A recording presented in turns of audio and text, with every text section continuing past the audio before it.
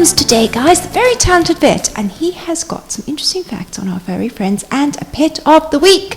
Let's get going. I'm so lucky to have the very talented Dominic here. Dom, thank you for having a chat. No problems, Camilla. Alrighty then. Now, this is Campbell, isn't it? Yes, it is. Campbell's coming in today to have a couple of procedures done. His owner discovered a little lump on his tummy, which we're going to take off. We think it's probably a fatty lump. It's a benign lump, so it's nothing serious, but it still could grow. So we want to take it off while it's nice and small. And the other thing we're going to do is he's got some dental disease. So he's got some calculus on his teeth, which we need to fix up at the same time. One of his larger teeth, one of his premolars, I'm a little bit concerned that it might be infected. So we're going to do a little x-ray, just check that it's okay, and then he's going to have a dental done. Right. Now, that's quite a common thing in dogs, isn't it? I can imagine, because, you know, they're not exactly brushing every day and flossing like we do. Exactly. It's a big problem in dogs. You know. Well, how could we, you know, have our dogs have good teeth? What can we do? Brushing. Yeah, dogs brush your teeth? Absolutely. Really? Yeah, absolutely, yeah. It takes a bit of getting used to, and it's a bit of time and effort for the owners. But you can get a little toothbrush and special dog toothpaste, which is chicken flavoured. I was about to say bone flavoured or something. Chicken flavoured. And a couple of times a week, brush their teeth. It works really well. Now, how do you do the lumps? I mean, what causes them? Well, we're not quite sure. Campbell's about 9 years old. So as dogs age, they're a little bit more prone to getting lumps, just like in people. Right. Okay. They're just fat. Correct. Yeah, this particular one's just fat. Yeah, we know that because of where it's positioned, how it feels. If it was a bit harder or growing quickly, I'd be a little bit more concerned. And now ticks, the dreaded T word.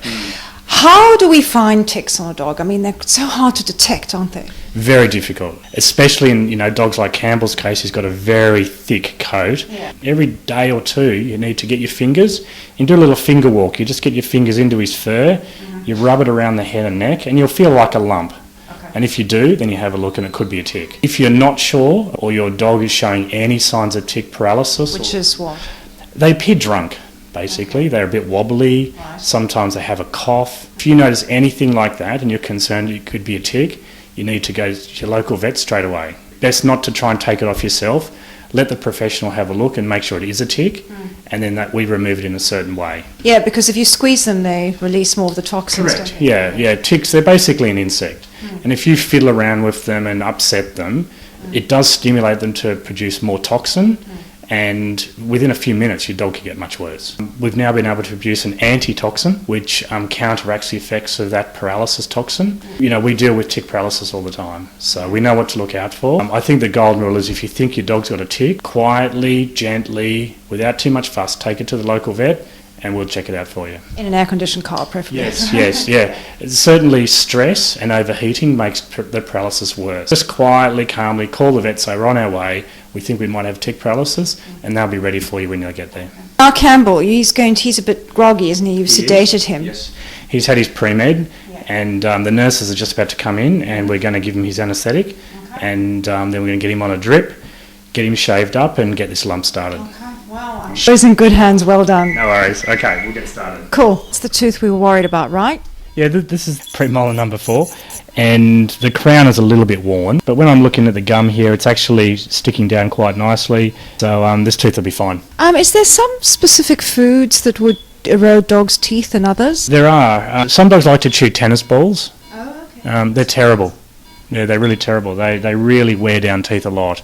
Really? I didn't know that. Yeah, well, they chew on them all the time, and it's an abrasive sort of feel, so it's the worst thing you can give a dog to play with. There's some really good chew things on the market now. You can get them at the local, the big pet shops, that sort of thing, and a couple of those every week really helps these teeth get rid of that tartar, but nothing beats cleaning. Well, here we are, post-op with the beautiful Campbell. How'd it go, Dom? Very well, yeah, everything went fine today. Fantastic. We got the lump off, no problems. He's had his teeth cleaned up, and he's going to be a bit groggy for a few hours, so he can't really stand at the moment. We'll give him a few hours in recovery, and after that he'll be home to see his mum and dad. Oh, brilliant. Well, well done you. Would they reoccur?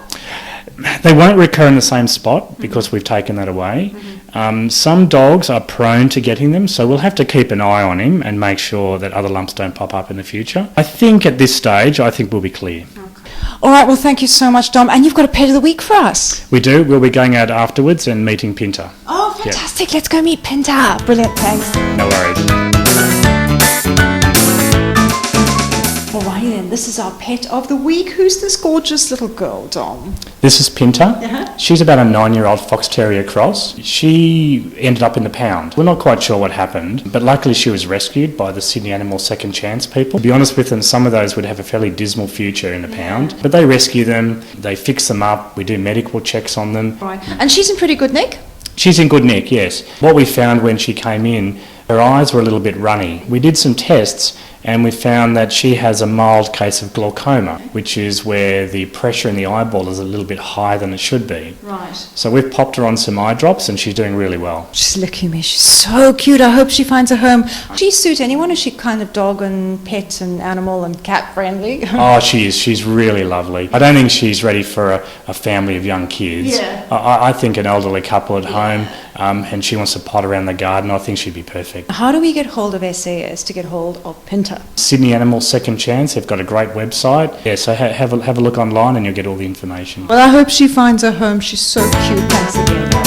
No problems at all.